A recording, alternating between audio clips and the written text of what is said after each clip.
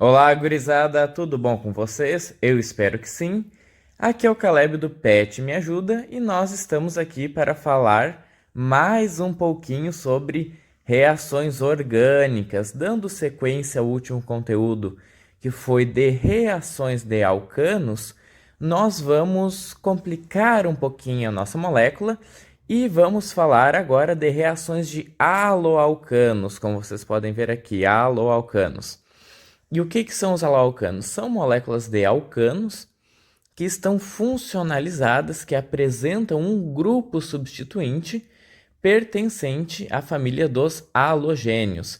Então, eu vou ter um alcano, e na estrutura deste alcano eu vou ter, por exemplo, um flúor, um cloro, um bromo ou um iodo. E existem características que fazem algumas reações serem específicas desse tipo de molécula, e é o que a gente vai estudar. Mas, antes da gente começar com o nosso estudo propriamente dito, eu gostaria de fazer um adendo aqui, só para deixar claro que eu acho importante, que muitas pessoas não sabem como é que se representam reações químicas. Então eu trouxe aqui uma tabelinha com alguns exemplos de reações químicas, como a gente pode ver aqui. Aqui a primeira de substituição nucleofílica, a segunda uma reação de dissociação, a terceira uma de adição nucleofílica e a quarta aqui de adição eletrofílica. E qual que é o objetivo quando a gente faz isso aqui, que a gente também chama de mecanismo, para explicar a reação química, né? Qual é que é o nosso objetivo? O nosso objetivo é demonstrar qual é o fluxo de elétrons enquanto aquela reação está ocorrendo. Então veja só, olha aqui que interessante.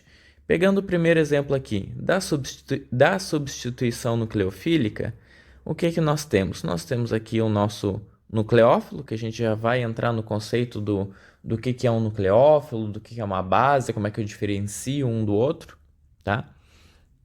Mas aqui neste contexto, esta hidroxila é um nucleófilo e ela tem um par de elétrons livre aqui disponível que ela pode usar para atacar o eletrófilo, que no caso vai ser este carbono aqui, e promover a saída aqui de um íon de halogênio. Como vocês podem ver aqui, esta hidroxila se adiciona a essa molécula e libera um cloreto aqui, tá? E este vai ser o primeiro tipo de reação de haloalcanos, característica de haloalcanos que a gente vai estudar, ok?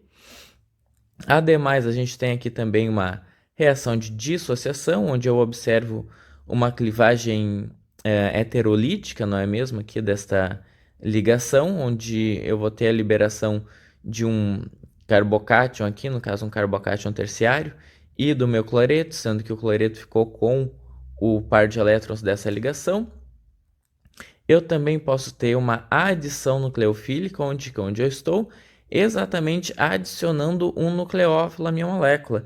Então aqui eu tenho, eu entendo que isso aqui é uma parte da molécula sendo representada, né? Talvez fosse mais adequada a indicação dos grupamentos R1 e R2 aqui e aqui onde eu estou indicando. Mas enfim, vamos entender como uma parte da molécula aqui. Eu tenho uma carbonila, não é verdade? E eu tenho uma hidroxila atacando o carbono dessa carbonila, que é um ótimo centro eletrofílico, porque ele tem uma carga parcial positiva aqui, que ocorre em decorrência do deslocamento da densidade eletrônica aqui na direção do oxigênio, não é mesmo? Então, o que acontece é que este nucleófilo ataca este eletrófilo e eu tenho uma deslocalização aqui, ó, um dos pares de elétrons aqui da dupla sai dessa dupla e fica sobre o oxigênio, né? Então, na verdade, eu tenho a adição disso aqui. Uma das espécies tinha uma carga negativa, depois que ela se adiciona, se mantém-se a carga negativa, mas ela está em outro lugar e eu não observo rompimento de ligação no sentido de separar esta molécula em outras duas, tá? Eu tive um rompimento de uma ligação, mas foi uma ligação pi aqui presente na dupla e eu não cortei fora essa parte da molécula. Então, isso é uma adição nucleofílica. E eu posso ter também uma adição eletrofílica, não é? Quando, na verdade, estou adicionando um eletrófilo à minha molécula, lembrando, eletrófilo eu considero aqui espécies carregadas positivamente ou, no caso aqui do exemplo anterior, parcialmente carregado positivamente, com tendência a receber aí um par de elétrons. Eu posso fazer um paralelo interessante aqui entre o conceito de eletrófilo e o conceito de ácido de Lewis, que até vai ser útil para a gente depois, tá? E na adição eletrofílico, que eu tenho é que a molécula principal, no caso, vai apresentar aqui a possibilidade de adicionar o eletrófilo doando ou atacando o eletrófilo com um par de elétrons, que é o que a gente observa aqui, né? Tem uma ligação dupla, nessa dupla tem uma ligação sigma e uma pi. Os elétrons da ligação pi podem capturar este eletrófilo e formar esta molécula de interesse aqui. Então, isso só para demonstrar qual que é o objetivo quando a gente desenha mecanismo, que é demonstrar o fluxo de elétrons que está ocorrendo entre as moléculas e as ligações que são formadas e as que são rompidas, certo? Bom, o nosso próximo passo, quando a gente vai estudar reações de haloalcanos ou de aletos de alquila aí, é ter bem claro o que é um nucleófilo, né? Já que uma das principais reações que a gente vai estudar é a de substituição nucleofílica. Ter bem claro o que é um nucleófilo, o que é uma base, o que diferencia um do outro, né? Bom, quando eu estou falando de nucleófilo, eu estou falando de espécies químicas carregadas negativamente que tem uma tendência a doar um par de elétrons, não é? Então eu posso fazer um paralelo com o conceito de base de Lewis, que é o inverso do conceito que a gente viu anteriormente do ácido de Lewis, porque o ácido de Lewis tem uma tendência a receber um par de elétrons, não é verdade? E a base de Lewis tem tendência a doar esse par de elétrons, né? Então eu considero qualquer espécie química com essa tendência a doar um par de elétrons, não necessariamente que ela tenha uma carga negativa, mas ela tem um par de elétrons disponível para doar, eu considero que isso aí é um nucleófilo, né? Agora, quando eu falo de base, mais especificamente quando eu estou colocando em contraste com o nucleófilo, eu estou tratando da base como um tipo específico de nucleofilicidade. Por quê? Porque vai me remeter ao contexto, ao conceito, na verdade, melhor dizendo, de base lá de Bronsted-Lowry, quando ele falava que substâncias ácidas são aquelas capazes de doar o íon H+, e substâncias básicas são aquelas que doam o íon OH-. Então isso me remete a esse conceito no sentido de que quando eu coloco em contraste uma base com um nucleófilo, eu vou considerar que é base aquela substância que vai atacar um eletrófilo, mas este eletrófilo é especificamente um íon de hidrogênio, tá? Um íon H+, beleza? Então, a isso eu considero base, tá? A base é um tipo de nucleofilicidade. Nucleofilicidade, então, é aquela característica de moléculas com tendência a doar um par de elétron, que vão atacar qualquer outra molécula ou espécie química carregada ou parcialmente carregada positivamente, tá? E a basicidade vai ser este comportamento quando eu tenho necessariamente o meu nucleófilo atacando aí um íon H+, como o eletrófilo, tá certo? Bom, então já vimos aí a diferença de eletrófilo, na verdade a diferença de nucleófilo para base, tá? Já falei para vocês que o que a gente vai estudar, uma das primeiras reações é a substituição nucleofílica, mas o que ela é, né? O que é a substituição nucleofílica? Bom, é uma reação, como a gente falou, de substituição, uma das primeiras que eu apresentei para vocês anteriormente ali, no qual um nucleófilo ataca o meu eletrófilo, certo? Da minha molécula principal, por assim dizer, que é a minha molécula de haloalcano ou de aleto de alquila, e ela promove a quebra da ligação, aqui onde eu estou indicando para vocês, entre a porção genérica R da molécula, que eu estou representando aqui por R, com aquela espécie de halogênio que estava ligado a ela. Então, eu substituo o halogênio, que quando a reação terminar, ele vai ficar aqui com uma carga negativa, também vai ser um nucleófilo, mas eu substituo este nucleófilo que se formou por um outro nucleófilo, que vai ter uma tendência maior de permanecer na minha molécula, tá? Um exemplo é exatamente quando tem um aleto de alquila, por exemplo, uma molécula de alquila genérica ligada a um flúor ou um cloro, e eu as coloco em um meio com alta concentração aí de hidroxila, eu tenho uma tendência a formar álcoois relativos àquelas moléculas, não é?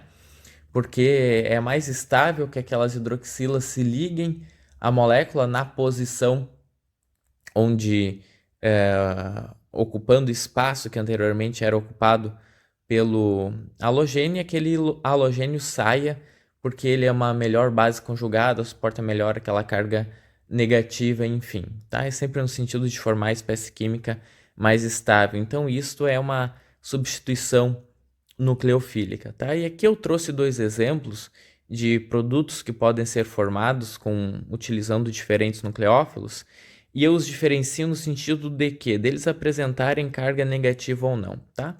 Isso pode confundir um pouquinho, mas nem sempre uma molécula ou uma espécie química que apresenta um par de elétrons livres aqui vai ter uma carga negativa, isso vai ficar claro mais para frente.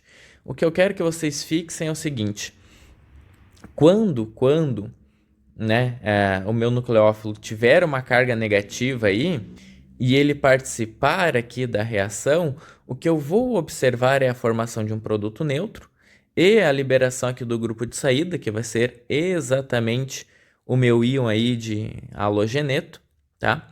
Agora, quando eu tiver o meu nucleófilo neutro, não é verdade? Ele tem um par de elétrons ali, mas não tem uma carga negativa sobrando, por assim dizer, não tem carga negativa, e eu uso isso como nucleófilo na minha reação, o que eu vou formar é uma espécie carregada positivamente, que eu posso entender, compreendê-la de maneira análoga a como eu compreendo um sal, porque ela vai estar aqui com uma carga positiva, e o meu grupo de saída, que é o íon halogeneto, vai estar com uma carga negativa, e ambas estão se estabilizando naquele meio.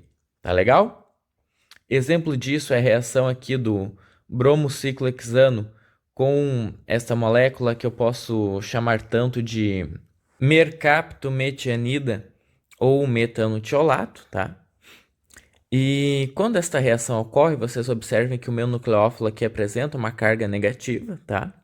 Quando ele atacar o eletrófilo, que no caso vai ser este carbono aqui ao qual o bromo está ligado, ele vai formar então uma espécie neutra, como vocês podem observar aqui, que é o metil-tilciclohexano, tá? E vai liberar o íon Br- aí no meio, tá? Agora, se eu tenho uma reação, por exemplo, aqui do indoetano com a amônia, que pode sim ser usada como um nucleófilo, porque se vocês fizerem a distribuição eletrônica deste hidrogênio aqui, forem ver a hibridização dele, ele vai ser hibridização sp2, porque ele vai ter um orbital p puro, e neste orbital p puro ele tem um par de elétrons aí que não participa da ligação, então embora ela não tenha uma carga negativa, ela tem sim um par de elétrons livre que pode participar eventualmente de alguma reação, e eu uso este nucleófilo para atacar aqui este carbono sinalizado em verde, que vai ser o meu eletrófilo, para promover a saída do iodo aqui, ó, como grupo de saída. O que eu observo é exatamente a formação aqui de uma espécie carregada positivamente, porque vocês pensem o seguinte, ó, eu tenho um neutro reagindo com um neutro e eu já sei que o meu grupo de saída fica com a carga negativa, tá? Do rompimento da ligação, da clivagem heterolítica, da ligação entre o halogênio e o carbono. Então eu já tenho a noção de que aqui vai ficar uma carga negativa. Como eu não posso criar nem destruir carga, é de se supor, é de se imaginar que o outro produto formado aqui, que na verdade é o meu produto de interesse, vai ter uma carga positiva, tá? E estes dois vão se estabilizar de maneira análoga ao que acontece com sais, beleza?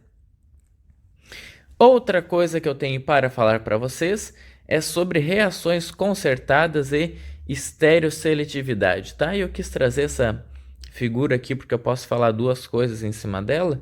Uma das coisas que eu vou falar é só uma analogia, não é exatamente o que está representado, mas eu imagino que vocês conseguem fazer o exercício mental e entender, tá? Que na verdade vai ser a primeira coisa que eu vou falar, que é sobre reações concertadas. Bom, o que é uma reação concertada, né? É uma reação que eu digo no qual tanto a formação de uma nova ligação quanto o rompimento de uma ligação já existente estão acontecendo em concerto, ou seja, estão acontecendo ao mesmo tempo, tá? E por que eu preciso deste conceito de reação concertada? Porque algumas coisas são inviáveis quimicamente, tá? Quando eu vou considerar a reação que está acontecendo e pelo modelo de teoria de ligação de valência, a hibridização do átomo que está participando da reação, e eu percebo que algumas coisas simplesmente não podem acontecer, logo eu não posso dividir aquilo em duas etapas, tá? É uma questão mais relativa ao modelo que eu estou utilizando, mas que descreve bem um fenômeno que acontece na realidade, que é de que, aqui no exemplo mais clássico, que é o do carbono, se eu fosse fazer isso aqui em duas etapas, primeiro a adição aqui da hidroxila ao carbono e depois o rompimento da ligação aqui do carbono com o cloro, eu formaria um carbono pentavalente, tá? Aí vocês imaginem aqui que não tem uma linha pontilhada, tá? Essa linha pontilhada é representando justamente a reação concertada acontecendo ao mesmo tempo, tá? Mas supondo que se formasse isso aqui, fosse uma ligação de fato e não essa linha pontilhada, eu estaria fazendo uma coisa impossível, porque quando eu faço a distribuição eletrônica do carbono, na melhor das hipóteses ali, quando ele vai fazer 4 ligações e não vai, por exemplo, fazer nenhuma ligação dupla, né? Ali ele está hibridizado em sp3, porque eu tenho os 4 elétrons ali da última camada dele desemparelhados, e para formar ligações eu só posso emparelhar outros elétrons com aqueles que estão desemparelhados, então formar a ligação, né? Então eu só tenho 4 desemparelhados, posso formar no máximo 4 ligações. Não tem como eu formar 5 ligações, isso seria impossível, tá? Logo eu não posso fazer isso aqui em duas etapas, ok? Então por isso que eu desenvolvo o conceito aí de reação concertada, que eu considero que a formação desta nova ligação e o rompimento desta estão acontecendo ao mesmo tempo, tá?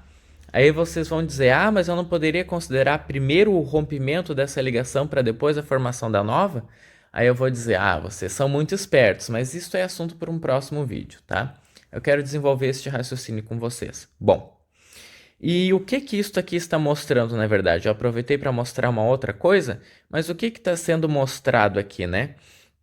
Está sendo mostrado um sentido no qual a reação de substituição nucleofílica não acontece. E que sentido é esse? O sentido no qual o meu nucleófilo vai se aproximar aqui do eletrófilo pelo mesmo lado do grupamento de saída. Isso aqui não ocorre, tá?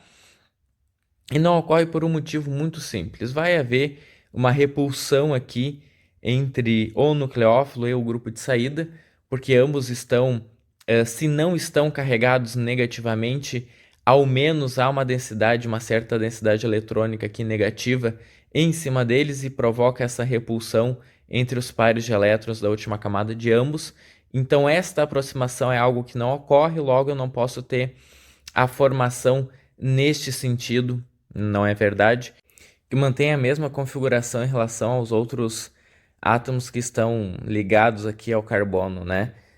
No caso, eu não vou ter o que seria análogo a um estereoisômero, não é, tá? Mas não vou ter o que seria análogo a um estereoisômero de mesma configuração. Talvez isso ficasse mais claro se eu tivesse os substituintes R1, R2 e R3 aqui, tá? Então, se isto não acontece, o que é que acontece? Bom, é de eu imaginar que se a aproximação e o ataque não ocorrem por este lado, então eles vão ocorrer pelo outro lado, né? O que a gente disse que o ataque vai ocorrer por trás aí, não é verdade? E uma analogia que é muito usada, vocês imaginam, por exemplo, isso aqui como como um guarda-chuva que está com a sua concavidade para um lado, chega o nucleófilo, né, pelo lado no qual está a concavidade voltada para ele. Quando ele chega aqui, imaginem como se fosse um vento soprando. Então eu tenho primeiro algo que faz com que o meu guarda-chuva fique com a sua capa reta, não é verdade? A parte que me protege da chuva fica reta. E no momento que eu tenho a saída do grupo de saída, o vento terminou de empurrar o guarda-chuva e ele está virado do lado do avesso. E é mais ou menos isso que acontece, tá? Não vai ter tanta importância aqui quando todos os substituintes do carbono forem o mesmo, aqui no caso só hidrogênios, mas isso aqui vai ser muito importante depois, e a gente vai ver, quando eu tiver substituintes diferentes aqui, tá? Que daí eu vou observar a formação de um análogo de um estereoisômero aqui, tá? Eu vou inverter a quiralidade, não é verdade, daquele centro ali, que no caso é o carbono, tá certo? Bom, dito isto, qual que vai ser o tema do nosso próximo vídeo? O tema do nosso próximo vídeo vai ser, então, reações SN2, que são reações de substituição nucleofílica de segunda ordem, que seguem este padrão aqui, tá? E nós vamos nos aprofundar nisso. E, subsequentes a estes, serão, então, reações de substituição nucleofílica de primeira ordem, que aí vem aquela pergunta que vocês inteligentemente fizeram, e eu tenho certeza que fizeram, de o que vai acontecer se primeiro esta ligação se romper e depois ocorrer o ataque do nucleófilo. Tá legal? Pelo vídeo de hoje era isso, espero que vocês tenham gostado. Se vocês gostaram do vídeo, curtem, comentem, compartilhem com os amigos, tá certo? Se inscrevam no canal e não deixem de seguir o PET nas nossas redes sociais para se manter sempre atualizados de todos os nossos conteúdos. Um abraço e até a próxima!